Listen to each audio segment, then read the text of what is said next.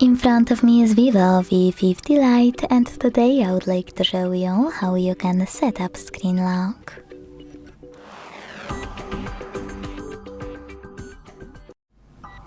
Begin by opening Settings.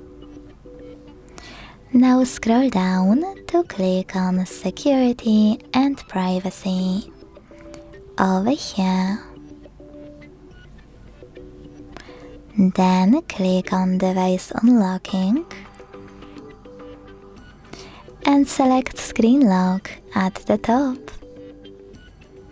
Now it's time to select one of those locking methods to pick a perfect one for you. Pattern, PIN or complex password. Click on the best one and create it. Then choose Next at the bottom right corner.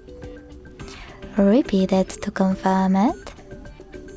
And hit OK, also at the bottom right corner. Last but not least, you need to answer this question: how do you prefer to show notification details on the lock screen? By tapping on one of those options. Always show, show after unlock, or never show. Whatever you decided, hit done. So now when I switch off my screen and turn it back on, icon start pattern is required.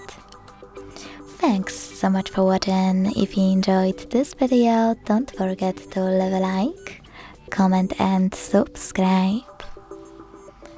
Bye!